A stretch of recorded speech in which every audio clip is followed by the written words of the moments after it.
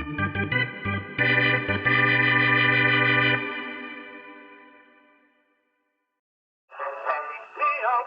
ball game, take me out with the crowd.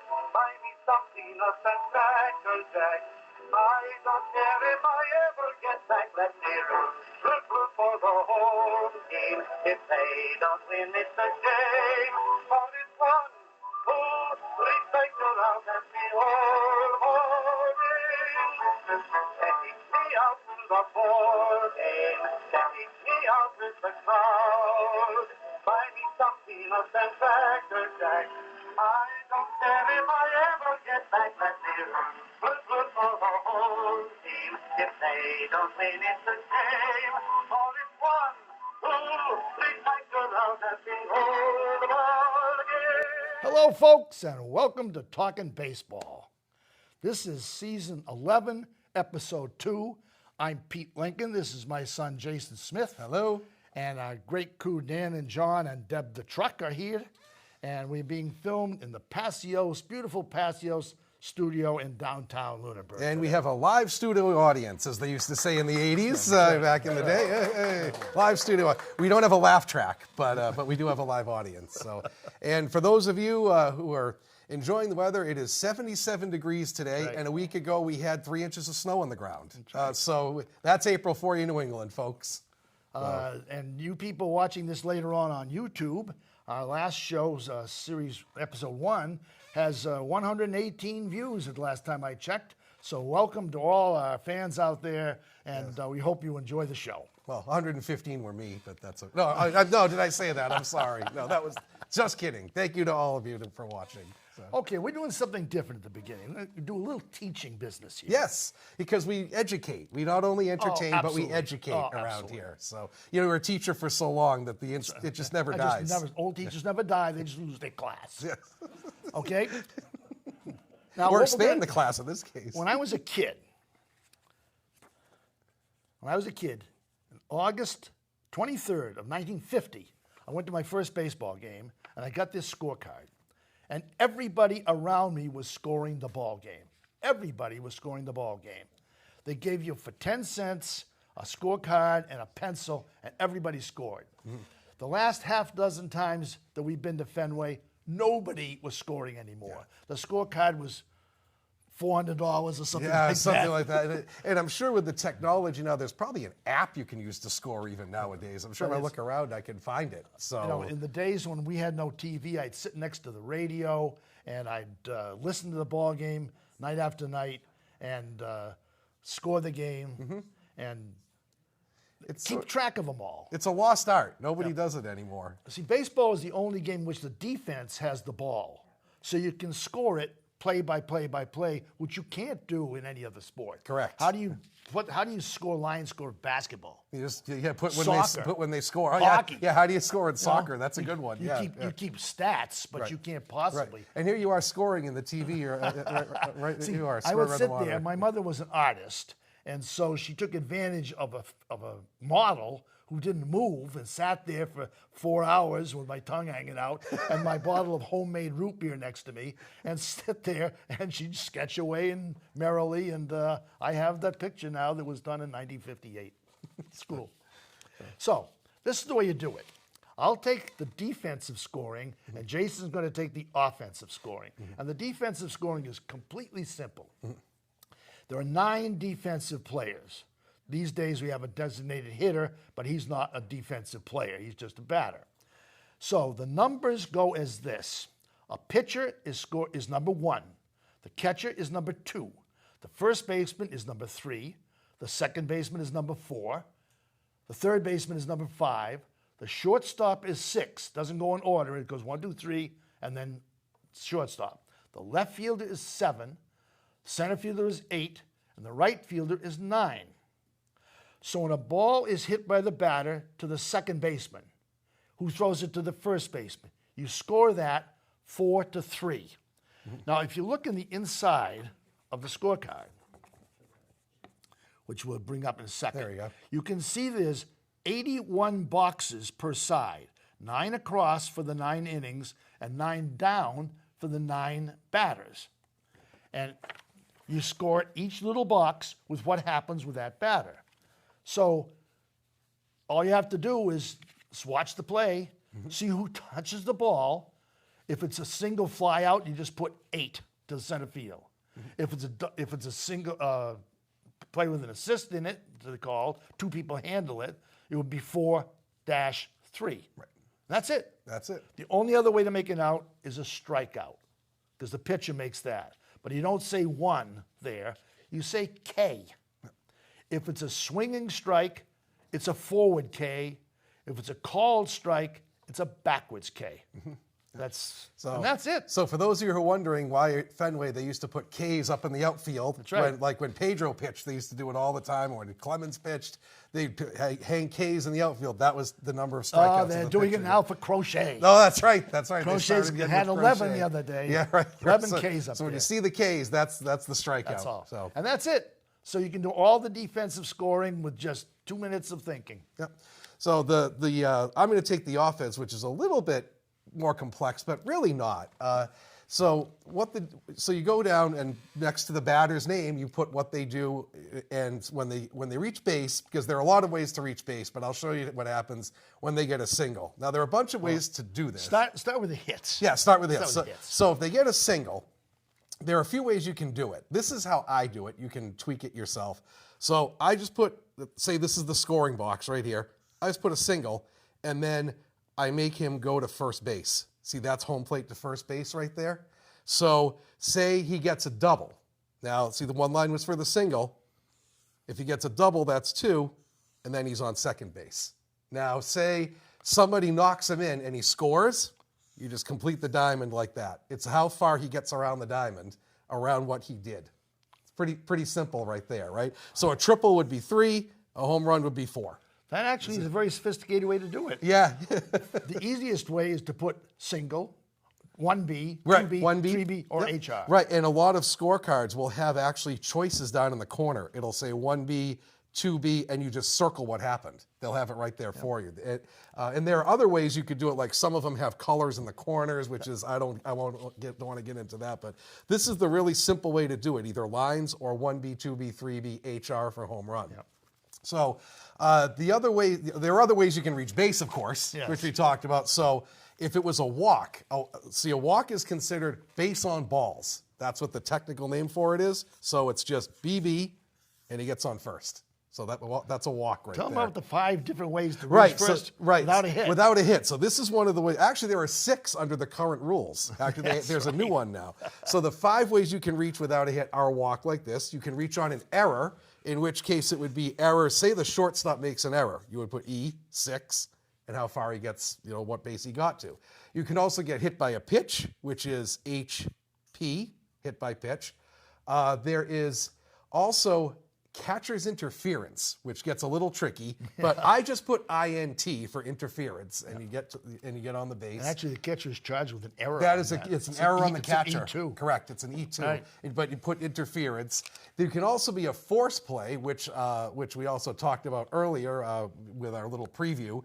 That's when there's a double play that's not completed, or you reach base because they got a guy out on the bases. That's a force play. And under the current rules, you can also reach first base with a pitcher violation. Because if you have 3 balls and the pitcher doesn't throw to the plate in time, that's considered a ball. That's ball 4. You reach base on that. So I'm not even quite, that's scored as a walk. I get that's scored as a walk, but it's not quite the same. That's another way you can reach base. So that's how you would do the offense. It was just a walk, single, double, home run, triple, whatever have you. You do this for the hits, and you would do this for if they reach other than a hit. And there are some other ways. There are some other things you can do, such as like a stolen base. You would put SB for a stolen base, or if there's a sacrifice, you'd put SAC for say it's a sacrifice to the center fielder. You would put SAC 8, sacrifice 8. Yeah. It's a sacrifice flyout. There's also wild pitch is WP, pass ball is PB.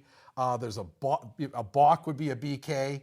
And some of these are, they're not quite universal. Every scorer has his or her individual quirks about how they score a game. But that's sort of the general idea of what most people would do. And here we go. Here is Jerry Remy's scorecard right here. Jerry Remy, our all-time favorite scorer and greatest guy, used to sell his scorecards. You could pick a game, and I don't know, he gave it to charity. I think. did, yes. Send him $20 or something, and he would send you a game. I have that particular one because Ortiz hit 2 home runs in it. You can't understand anything on that scorecard. You cannot read any batter, what he did, and he's got circles all over it. It was some kind of broadcasting code that he had. Right.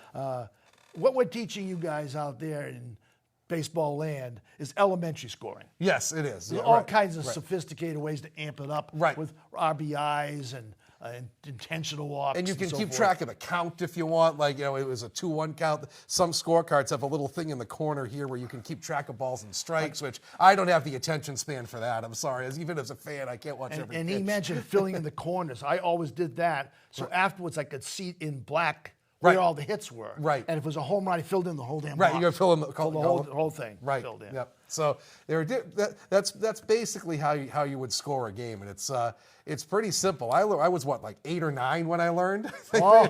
or was I even that If old? any of you have read the book that I wrote, there's a story about Jason learning to score and then teaching ladies of the night to score later on. Oh yes, that's right. Yes, I did that. They did not need my help in scoring. no, they they did not need my help at all. That's another story. That's another story for another Okay, time. quick quiz for you out there and quick quiz for you too, Jake. All right. Here's 4 batters that lead off an inning. I'll tell you what they are. Write them down. Okay. What you put. Got it. First batter flies out to center field. Okay. Second one walks. Okay. Third one forces the runner at second base. Okay. Last one is called out on strikes. Okay. Read it to me. All right. So the center fielder fly would be an 8. A walk would be a BB.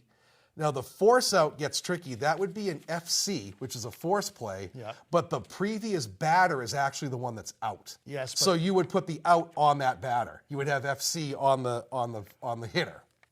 Okay, you yeah. can do it. You could put it in that box Right. too. Yeah, but you would put But- FC in your each base on the But what with what FC. number? Who touched the ball in the force play? Short to second. Okay, so it'd be FC 6-4, shortstop right. to second, and then the backwards K is the strikeout. Okay. Call it strikeout looking as a backwards get K. that? So that's an inning right So there. you all know how to score now. Yeah, and if it was a Red Sox inning, there'd be 2 guys left on base minimum.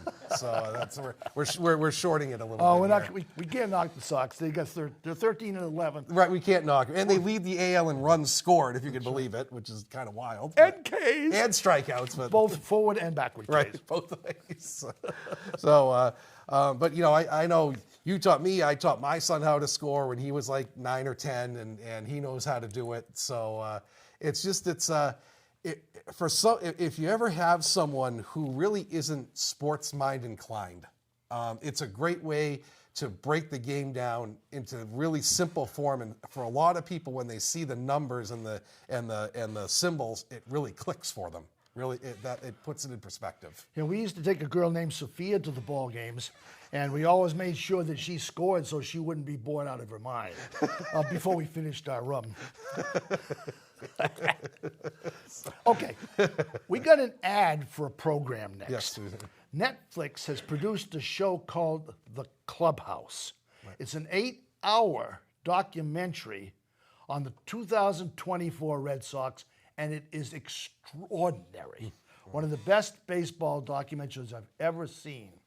It just deals with the entire season from spring training until the end of the season. And it has, somehow, they got access to every possible situation. They talked to people at home, people's parents.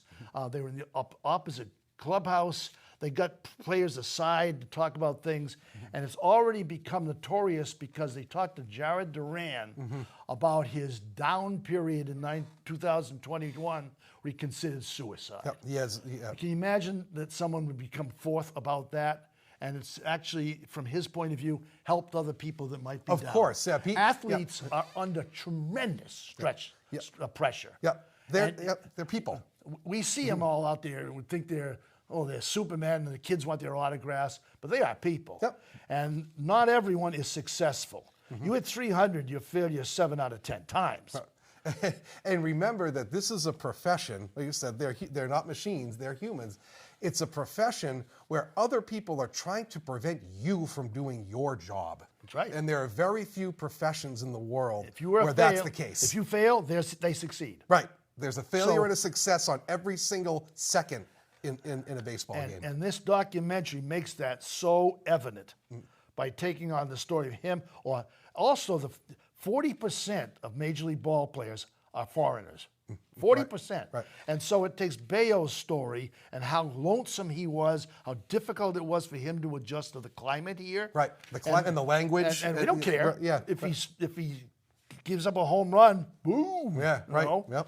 Right. But I guarantee you will enjoy this if you're a baseball fan. A wonderful show. Yeah, and like you said, it puts it in perspective. These are people that come from around the world, especially in Boston. 99% of the players are coming from a different climate that's warmer, and they have to adjust to that. Right. They have to adjust to the language. We can't adjust to it. Exactly. Well, imagine, we have our own vernacular in this part of the country. Imagine if you speak fluent Spanish and nothing else, and you're trying to learn English, but learn the vernacular of the New England language. Well, even if they've learned English, they wonder when R. Where the hell's R? Where did the R's go? The R's gone. Right. And just and I think it shows a lot of the wear and tear over the course of a season. Oh man. Think about when you go on a vacation. When you come back, you're exhausted.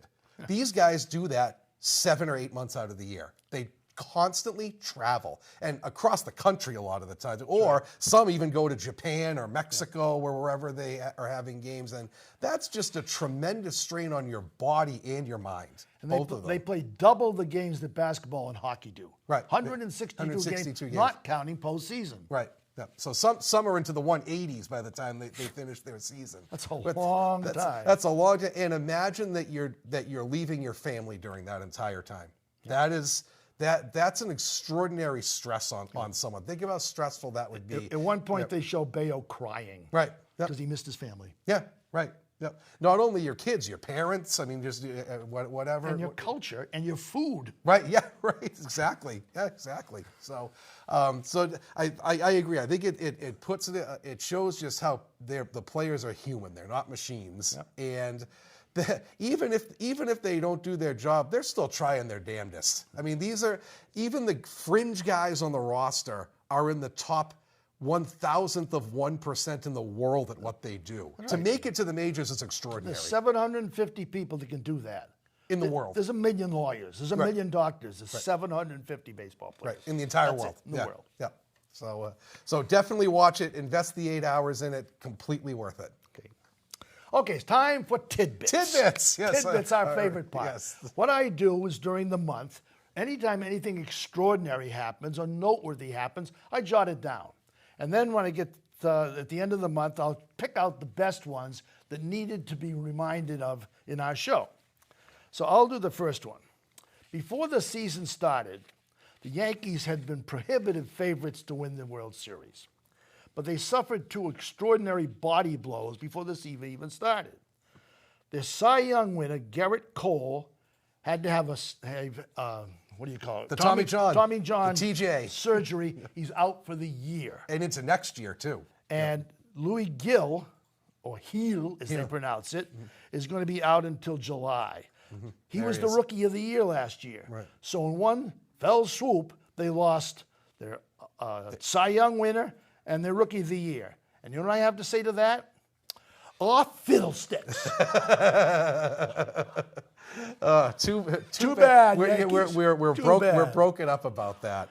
So in the opposite way, the Sox are swinging the opposite direction in that. Actually, as we're filming now, Brian Bayo is making his return start tonight. That's right. He's back on the mound after an IL stint, and it looks like he just never quite got going during spring training. Just needed a couple extra weeks to get into gear. And after missing all of last year, Lucas Giolito is due to come back within the next week or two. He was out all last year. He was out all last year. They signed him for 2 years. Yeah. And he hasn't pitched, and this is the second year. And the funny thing is, he is proof that you never know what you're going to get in baseball. He was one of, I think, 5 pitchers in all of baseball who had 35 starts the previous 6 years. Yeah. And then the Sox sign when they get hurt. And he gets hurt. So you never know what you're going to get with pitchers. So coincidence. Smell a rat? Yeah, perhaps. So the Sox are going the opposite way. They're actually filling out their starting rotation. Okay. This is really cool. If you remember last year, we talked about Tyler O'Neill hitting a home run in the 5th straight opening day game. Imagine that. 5 years in a row, first game he hit a home run. Well, guess what? He did it again. He did it again. Except he did it with the Orioles, not the Red Sox. So you see, he's now homered in 6 straight opening day games. That's going to be a tough record to top. Yeah, and I hope he doesn't hit another one because he's with the Orioles. Like that. So. This is also interesting. We talked about robo-umps previously. The Red Sox played the Yankees at Steinbrenner Field in spring training, and they had the robo-ump. They used it. Mm-hmm. And the way it works is if you disagree with the ball or strike call, you tap your head. I don't know why. You tap your head, and they instantly check out the call with a little box there, and they can change the call or not. Mm-hmm. You only get 2 calls unless they're both right. Right. Yep. Now, the funny thing was, Chisholm. Yep. Jazz Chisholm. Jazz Chisholm. Jazz Chisholm. Comes up, and it's a 3-1. No, it's a. Anyway, they call a strike on him. Taps his head. It's a ball. Another pitch comes in. They call another strike. Obviously, it was way outside. It was it would have been ball 4. He didn't wait to see what's happening. He just ran to first. He just ran to first. He said, "There's a ball. Let's just go. I'm not even going to bother." It cracked me up. It's just, not even going to bother. They know. They'll change it. Yeah. So I've heard just very recently on this show that actually I'm talking about the clubhouse, that they might possibly put that in the big leagues next year. Hey, we've been all for that. We've been for that for a long time. Since before season 1. Since before Angel Hernandez retired. So we've been stumping for that for a while. So sort of a negative tidbit, I guess you could say, is that on April 14th, Tanner Houck set sort of a dubious record. He only lasted 2 1/3 innings in a game and gave up 12 runs. That hadn't happened since 1962 when Galen Cisco did it, if you remember that name. That's the most runs a starter has allowed for the Sox in over 60 years. Now, your question is probably, why did they leave him in that long? And the answer is, why not? So if you're going to lose, just let the guy give up runs. Why chew through the bullpen? They lost 16-1. So why bother? If you lose 2-1, you lose 16-1. It doesn't matter. And you know what's ironic about that record? Galen Cisco became the Red Sox pitching coach. He did, right? That's right. And actually, I thought I would add this little tidbit in here for a dubious one, because this just happened. The Orioles lost 24-2 the other night. And you know how you can have a position player come in and pitch as long as you okay it with the umpires and everything? Their last 2 innings, they had 2 different position players pitch. I don't know if that's happened before, if they've had 2 guys come in and just to save the staff. The first guy was tired? I guess so. Throwing 62? They had 1 position player come in and allow 5 runs. The next inning, 1 came in and allowed 3 runs. So if you're going bad, you're allowing 2 position players to pitch. I'll have to check if that's a record. Also something that probably never happened. This is fantastic. Cool. This is great. On April 15th, Alex Bregman, who was a new signee by the Sox this year, went 5 for 5 with 2 homers in a big win, and then the next day he went on paternity leave. Has that ever happened before? You go 5 for 5, and then you take the day off to be a new dad. Probably not. So he wasn't even at the game and he scored. Yeah, he scored on and off the field in the same weekend. So. That's got to be a record. I don't think that's ever happened before. The Sox also have a terrific rookie. They have 3 guys that I think eventually will become part of the team before the season's over. But they did bring up Kristen Campbell to play second base. They had no second baseman. He reached first base 17 consecutive, his first 17 games he ever played. That's the second most of any Red Sox in history. It's amazing. Only topped by George Scott. George Scott, there he is. Yes. The boomer George Scott yes. reached in 26 games. Yep. The next season, he reached a total of 26 games. That's right. But they were impressed enough with Campbell that they gave him an 8-year extension. So we're going to be seeing Campbell quite a bit the next 8 years. He's pretty smooth. He's pretty smooth. He is. He's better than the revolving door they've had there the last couple seasons. That's for sure. That's right. It's ever since Pedroia left, that's been an issue spot for them on the field. So. Okay, and now we have the truck. Here's the truck. Here's the truck. The truck is our dear Debbie Lincoln, who gives us, well, she keeps us in line, I guess. Yeah, I think, well, she finds the tries, pictures. Tries to. She keeps Dan in line too, and has her own segment. Yes. And She stands here and taps her foot and has a ruler in one hand if we misbehave. And she's added something to her repertoire. What she's been doing is talking about rules. And for a few years, she was showing us players to see if we could identify their pictures. Now we're identifying their nicknames. And she's added a joke. She's turned to comedy. She's envious of Sully. And so she finally decided that she had to participate in the comedy as well.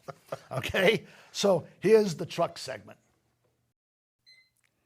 Hello, baseball friends. The truck is back, and it is April, and it's beautiful. We had a marathon a couple of days ago, and that was great. But you know, a funny thing happened to me.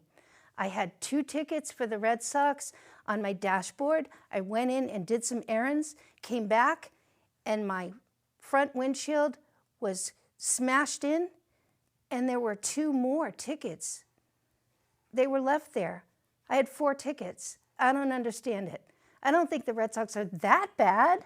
Do you? Well, anyway, moving on. You've had some lessons about scoring, and so I'm going to give you another example.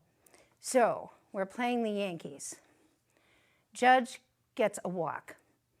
And next up, the person behind him, Bellinger, hits a ball to the shortstop.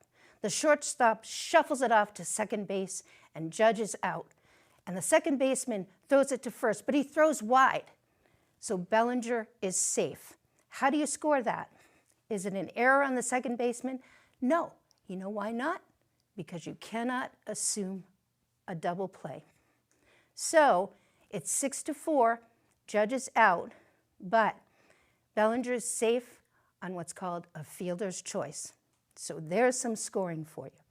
And now I have some things for the boys to guess. The nicknames from the 50s for Pete and the nicknames for the 80s for Jake. Actually, 70s and 80s. Pete's nickname is the Monster, and Jake's is Oil Can. So think about those at home and play along, and remember to keep on trucking. And we're back. And we're All right, and we're back. And we've got the nicknames to figure out. Yes. Okay. So, you want to start with yours? I think I have to because that's the way they get the pictures lined up over Okay. here. All right. My name is the Monster.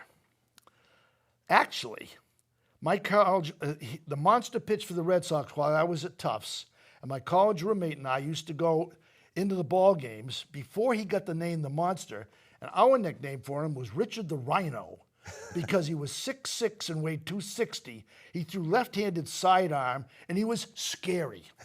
Dick Raditz. Dick Raditz is the Monster. There he is. What a character he was.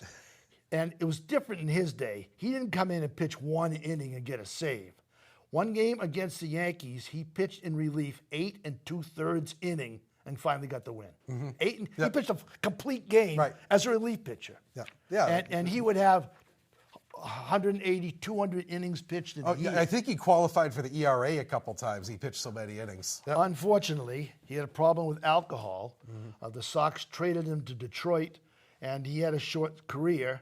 And he became part of the Red Sox family for a while. He used to do some broadcasting. He did. But he died in a fall down his cellar stairs at a young age. But the Monster would get a standing ovation in a time when the Sox in 64 and 5 stunk. They were terrible. Terrible. Right? But couldn't bring in the Monster, the Monster. Imagine if he had hung around long enough to stay in his peak for the 67 team. What a difference he would have made on that team. That's right. What a difference. His prime years was 62 through 65. But he also had the distinction of losing an All-Star game. That's right, he did. Gave a home run to Johnny Callison of the Phillies in 64 and lost the game when he got a chance to pitch an All-Star game. The Monster, we miss you. The Monster. So mine is Oil Can. And if you were a Sox fan in the 80s, you know this guy. His given name was Dennis Boyd. but they called him Oil Can. And Oil Can, it even says on the card, Oil Can Boy. That's how much the nickname stuck. And how he got his name was he was from the Deep South, and there was a slang in where he lived that they called an alcohol can an oil can. If you were drinking beer, the can was an oil can, and that's how he got his nickname. Was from the southern vernacular for a beer. And Oil Can was quite a character. Oh, I used to admire him because he was the ultimate junk ball pitcher. He just threw garbage. And people swung at it. I mean, he had a couple really, really great years with the Sox. He was the number 3 pitcher on the '86 team behind Clemens and Hurst. Right. And can you imagine that trifecta? Clemens would come in and blow you away, and Hurst would have his lefty curveball, and then he would throw in and just come in and just throw garbage the next day. Pit hitters are going, "What the hell is this series? What did we just face?" And he was famous for a couple other things. He flipped out because he didn't make the All-Star team one year. God, he had a heart attack. And he abandoned the team because he didn't make the All-Star game. He also had a somewhat notorious taste in films. I will leave it at that. If you want to look up what his rental film taste was, it became quite well known. And I think he kind of bounced around for a couple of years. I want to say it was with the Expos maybe for a year or two after he left the Sox. But he never quite hit his peak. We sent our crazies. Billy went to the Expos too. Right, and Raditz did too, actually. So we just ship him up to Montreal, leave him there. Get him out of the country. But he had a couple really good years, and I think at the time it was, if you remember, sad as it is, it was not a good time racially for the Red Sox at that time either, and he took that very personally. I think maybe, except with the exception of Rice, more than any player, he took that to heart. That there was. That the ownership was not very supportive of race relations at the time, and I think that short-circuited a lot of his career. Which is too bad. But he still pops up at functions, and I remember actually he came back when he was like in his very mid to late 40s and pitched for the Brockton Rocks for a while, and I got to see him pitch for the Rocks one time and he sort of same thing. He garbage balled his way through 5 or 6 innings. So. The Red Sox used to have a thing they call Autograph Alley. Right. And there's a picture of Debbie hanging out with Oil Can. Yeah. And he's twice as tall as she was. Yes. And he only weighed about 120. So it's like beanful. But so those are great nicknames that we're working on today. So hope you folks out there know what they are. Yeah. And if you don't, you do now. Yes.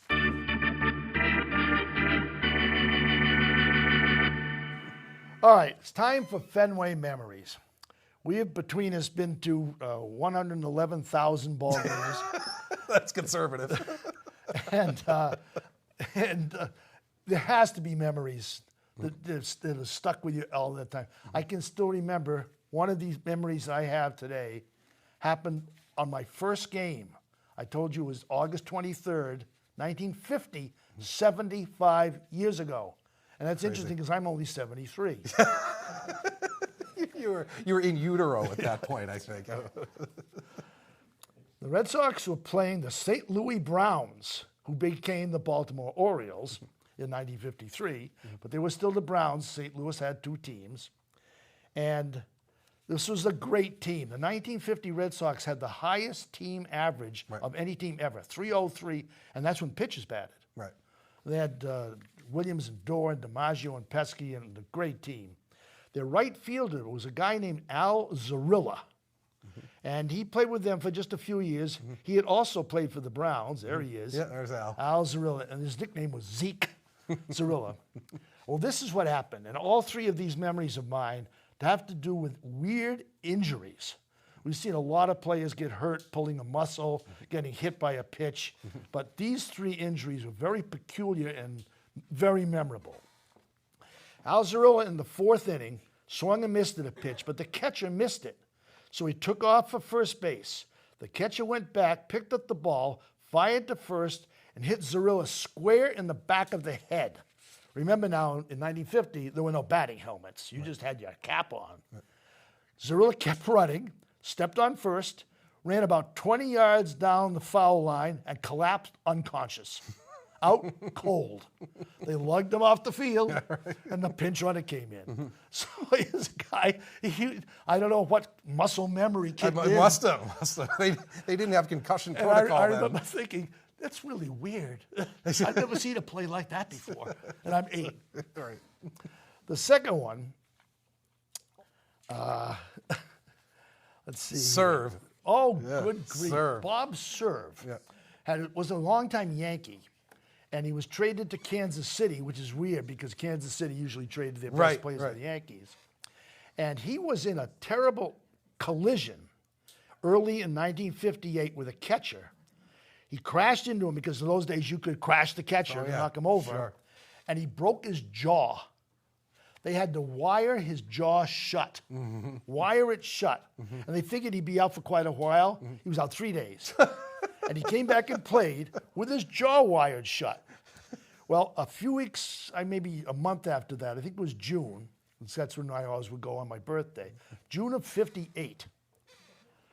Bob Serve came up, and he was a stocky guy, 6 foot, but about 230. And so he wasn't a runner, but he was tough. He socked the ball off the left field wall, and it hit one of those little places where you put the scores in, and ricocheted way away from the fielder. So he thought he had a double, and he pulled up at second, saw that he had to keep running because no one had the ball, so he trudged into third, fell on top of the base, and he couldn't breathe. He couldn't catch his breath because he couldn't open his jaw. He's trying to, Oh, God. like this, and they come running out on the field with oxygen. Yeah. And they bring an oxygen bottle to him, and he's lying on the ground getting oxygen. He was there for 4 or 5 minutes, finally got up and could breathe again through his jaw, and the game continued. I've never seen that happen before. Guy run out of air. Would never have that. He run out of air in the game. And the third one was kind of scary. This was much more recent. Deb and I used to go to opening day at Fenway Park. And this particular year, in 2003, they opened on April 11th at a night game. Right. The opening game was a night game, That's which they very rarely did. But it came during the week, and they figured get a better crowd. Well, their third base coach was a man named Mike Cubbage that they had gotten he had played as a player for the Twins. Right. But they had some kind of a management snafu going on. And so they picked him up to be their third base coach.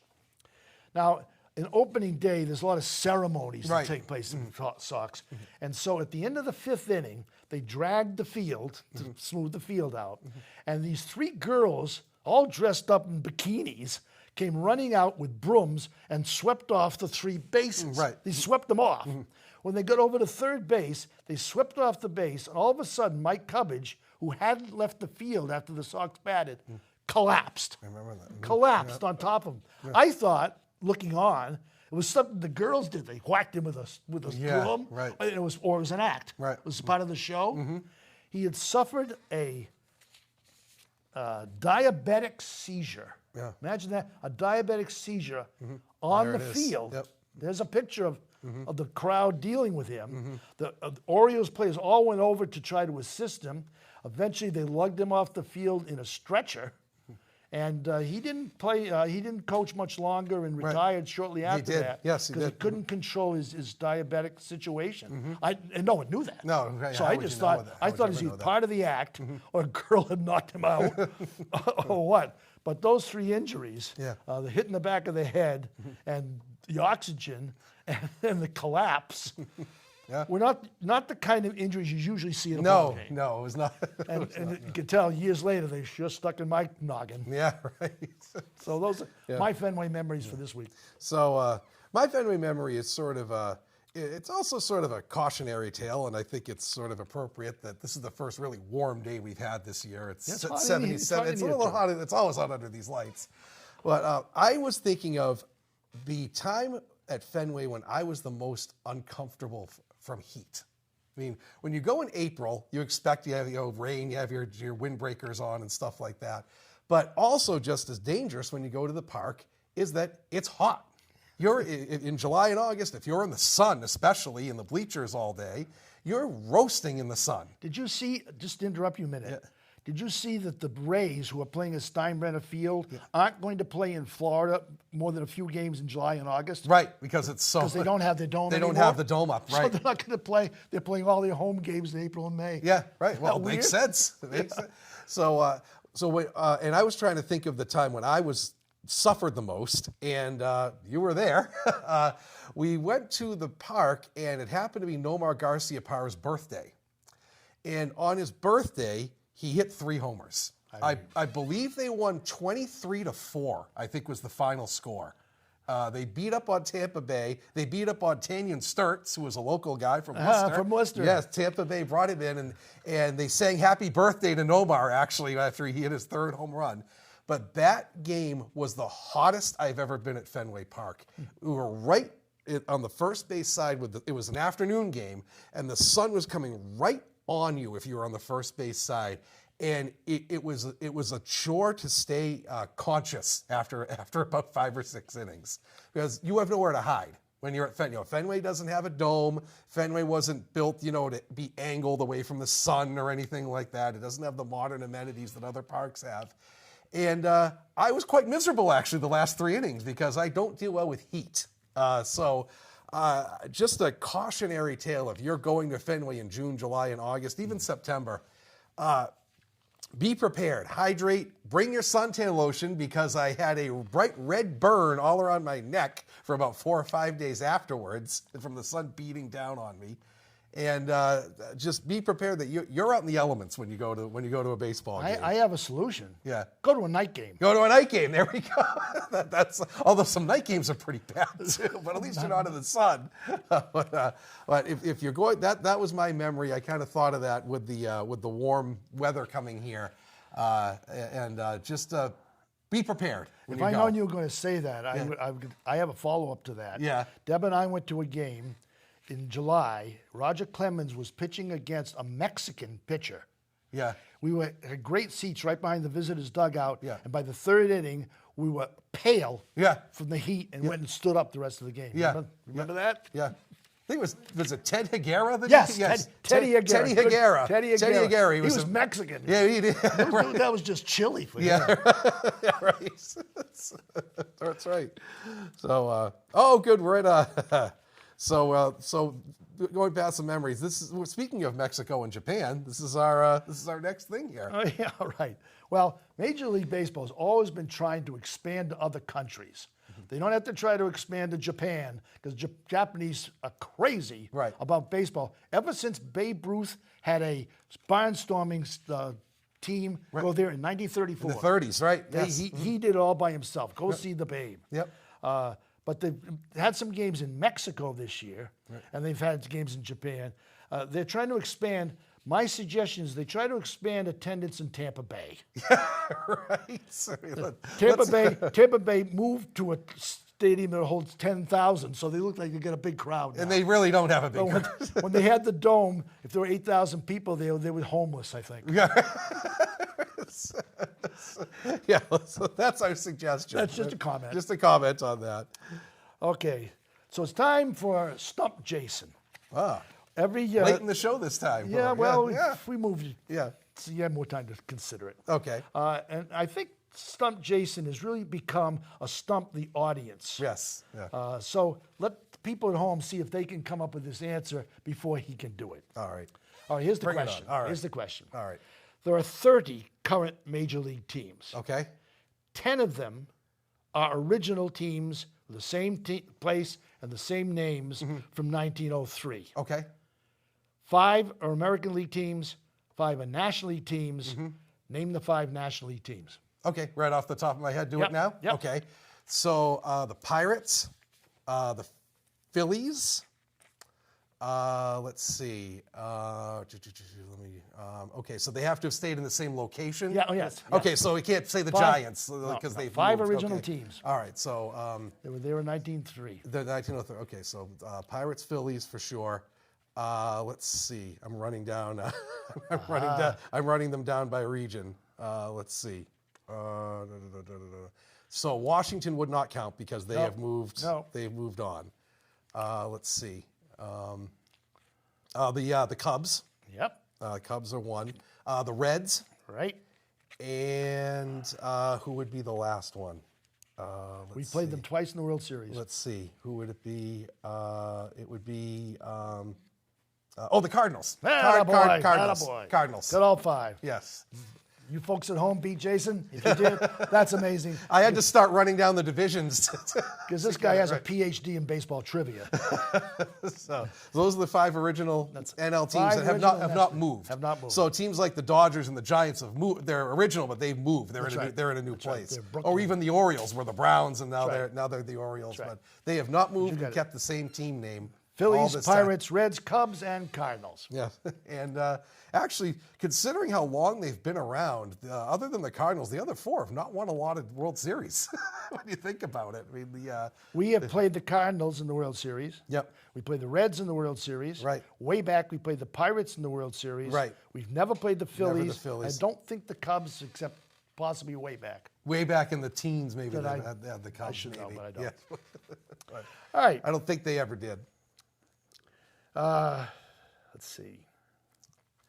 All right, we're going to try this, something that I don't know. So Jason's going to explain what all these new stats are. They keep talking about the new statistics, the way they can figure things out. Like, how do they know how fast the ball comes off the bat? That was 107 off the bat. Off the bat, right, right. The How do exit velocity is right. All the technology that they have that can study and make stats out of anything. Right. And some of them they use to evaluate players. They do, And right. make charts of them. They do. So the traditional ways to judge a player's hitting ability was always batting average. They call it the batting crown, and home runs and steals. No, Yep. those are the big ones right there. And total bases. And total bases. Yep. But there were flaws in those, especially with batting average, because batting average didn't tell you what kind of hit the player was getting, and it also discounted walks, which are very important because walk is reaching base.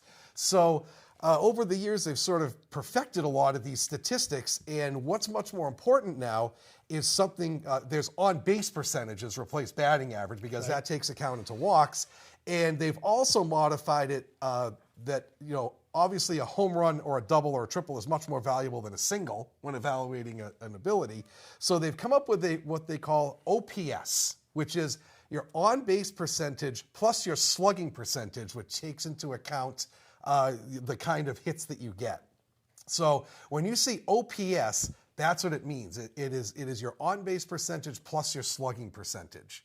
And that's much more descriptive than batting average in terms of figuring everything out. Because if you're a hitter in a lineup, 40 home runs is much more valuable than 40 singles. And batting average, that doesn't matter, which is a very flawed way of looking at how you contribute to offense. And you might have heard something called WAR, which is the one wins above replacement. And there is a math way to do it. I'm not going to get into it. It's super complex. Wins above replacement. It stands for wins above replacement. And what it does, I don't understand this. It's one. not. It does have its flaws, but what it does is it tries to encompass every aspect of a player's ability, not just the batting. It encompasses the defense and and when you're on base, like your steal and how much you contribute to speed, things like that. And it tries to run them through the shredder and come up with a number that shows everything, every aspect of a player's ability. So how it works is if your WAR is 0, you are essentially an average player. Right. You're a replacement player is what they call it. What WAR does is it figures how many wins you are above a replacement player. So if you're a negative WAR, you're a below average player. Right. And your positive WAR is how much you are better than a replacement, than an average player. It does have its flaws because it's cumulative. How do they figure that? There's a really complex mathematical way they figure it out. And I'm not going to get into it. Please no. Yeah, no, I will not get into it. I taught English. But right, and I was not a math person either. But it takes your offense, your defense, and your base running ability and shreds it into one number. And it does have a flaw that it's cumulative. So somebody like Johnny Damon, who just played every day, is going to have a better WAR than somebody like Trout, who when he plays is wonderful, but he's injured all the time. WAR doesn't dissect it by game; it's by a whole season. So there's a little flaw in that. But I'm a big proponent of it because it tries to encompass every aspect of a player's ability. So somebody in the past like Dewey Evans or like Bobby Grich, who what they didn't show up on a traditional stat sheet, like, you know, the defense and your throwing ability, that's part of it too.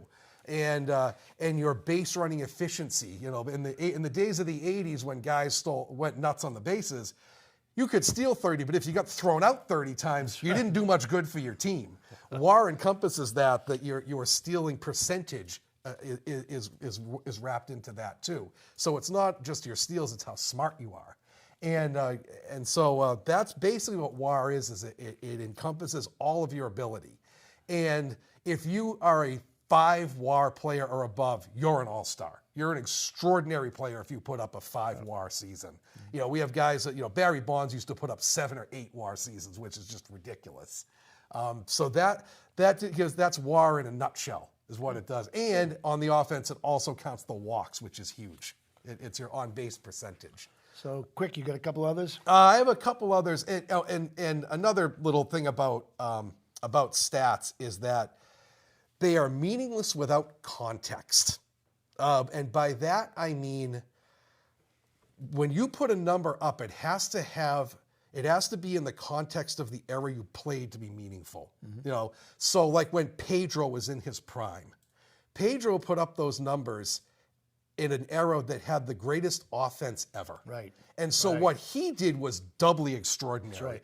If you were putting up a 2 ERA in like Bob Gibson's era, you were good, but you weren't extraordinary. Or if you were putting up a 2 ERA in the dead ball era, that was not extraordinary. If you were putting up a 2 ERA in Pedro's era, that was all time. That's right. So what they came up with is stats like ERA plus and OPS plus.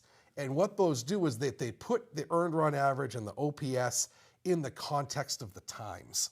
So if you have an ERA plus of 100 is a league average for when you pitched. It's not, if you look at ERA, it's just a number. The ERA plus puts your ERA in the context of the other pitchers. So Pedro's ERA plus was like 234. He was like twice as good as an average pitcher. Right. And if you put up a 3 RA in that era, your ERA plus was amazing because not a lot of people were putting up 3 RAs. If you put up a 3 RA in the dead ball era, you're actually a below average pitcher. Right.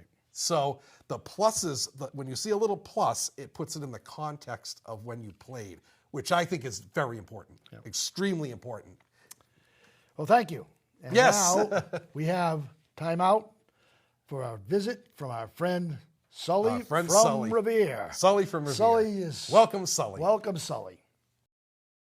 Folks, once again, Sully is from Revere, and he's paying us a visit here in Lunenburg. All right, how you doing? You know, in front of my familiar territory, in front of Dunks. Always Gotta good cross to see it you, buddy. over. Always good to Cross see it you. over, my friend. Cross it over. Well, All right. before you go off on your rants, a couple baseball questions, because that's what this show is supposed to be about. Got it. You. Got it. Okay? What do you think of the Sox so far? I think the Sox are going to be just fine. You know, I mean, yeah, losing 3 out of 4 to the Blue Jays and the White Sox, but you know what? They're getting going. You know what I'm saying? And they got Bayo coming back. They got Giolito coming back. Bayo's pitching tonight. Bayo's pitching tonight. He's going to be good. They're going to be on. And, you know, Sully, you know, I graced Fenway with my presence once already, and they won, so I got to get there again. And, you know, they'll be fine when I start showing up again. You know, I got to work with the legal authorities on that. Tell me now, I got one concern. Casas. Yeah. Casas is 2 for 42 against starting pitchers. Now, it's about my percentage when it comes to scoring, too, if you know what I mean. But the trouble is, they don't have any backup first baseman. No, they don't. None of the guys in the minors, like Mayer and Anthony, don't play first base. Nope. They got to ride it out. So just ride it out? Ride it out with Hope it gets Tristan, better? you know. Okay. Give him till Memorial Day, and if he still sucks, then you make a trade. You know, that's what you got to do. I suppose. Ride him out. Ride him out. Well, speaking, we've been talking about scoring. Oh, yeah. How's Angela doing? Oh, you know, Angela, we had an adventure. You know, we had a little anniversary. Did you know that there's technology, you know, because we both got the matching ankle bracelets. But modern technology, they can take out Fenway and every dunks from my ankle bracelet. Did you know that? I can go 50 feet from a dunks and not have any consequence, and I can go 100 feet from Fenway. Modern technology, who knew? And if you could work that out for jail, you'd be all set. I'd be all good. But I took her to Bobby C's in Melrose because I'm a high-class guy, fancy pants Melrose. Yeah. I mean, that's the way you bring your women, And we had the meal. We're hanging out. We're having some MGDs in the car and everything like that. But you know what happened? Apparently, you can't park there after 10 o'clock. So Angela's car got towed.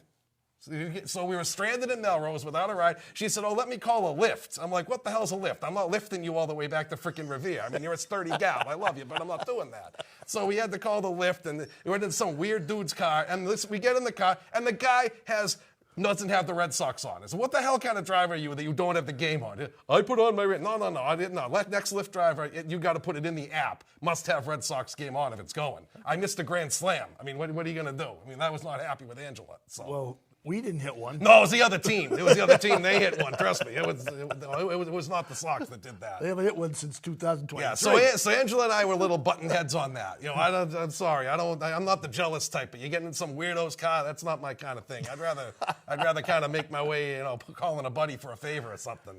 That's not my style. So. Well, you always end your little visit with us, and it's always great to see you, Sully. Mm-hmm. I'm glad you're still a free man. I'm a free man for now. Till Angela might drive me a little crazy. You're not getting too heavy from all those chocolate donuts. Yeah. What do you got to say to the public that is on your mind right now? You know what drives me freaking nuts? Okay, here we go. When you go into like a restaurant or like a McDonald's or something like that, and they give you that thing and it automatically puts in the tip for you. What the hell is that? Okay? You're at the counter. You don't get an extra $5 just for handing me crap over the counter, all right? You get money from Sully. You got to serve me. I mean, bring in drinks, bring in food, stuff like that. And then they work out the percentages for you. Nonsense. Sully rounds to the nearest $10. I'm done with it, okay? It's a $74. I'm giving you $6 for the tip. It's 80. Call it a freaking day. I'm not getting into 18%, 20%. None of this nonsense here, okay? If I tip you, and I round it and be done with it, all right? None of this automatic $2, 12.2% crap. All right? That's my rant for the day. Tip what the hell you want, people. I agree with you. It's 25%. You don't hit the 25% button, they give you this look. Yeah. Look. I'm used. I know that look all too well. Yeah, I get that even when I leave a big tip because I want me the hell out of there. They're cutting me off.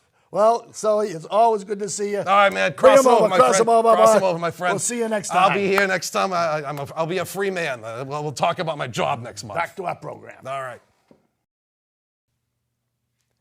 It's good to see that Sully's making his way in this world. I mean, think of where he was a few months ago when we were interviewing him from jail. And look what he has a fine woman next to him, and he has a steady job, and he's weaning his way off the ankle bracelet. Good for you, Sully. We're very happy. He's a cheap son of a gun, though. Yeah.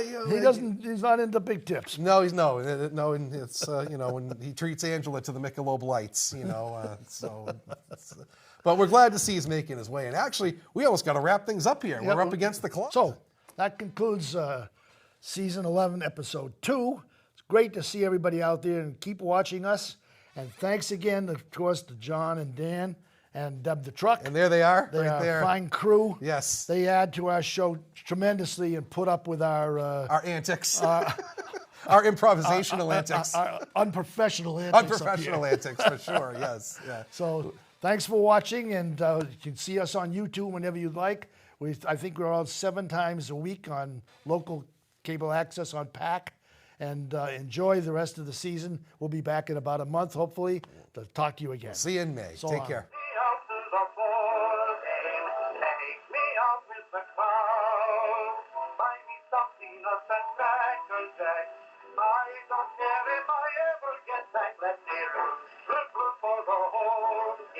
If they don't win, it's a shame. But it's 1, 2, 3, cycle out and be all in. Take me out to the ball game. Take me out with the crowd. Buy me some peanuts and Cracker Jack. I don't care if I ever get back that dear. Good for the whole team. If they don't win, it's a shame.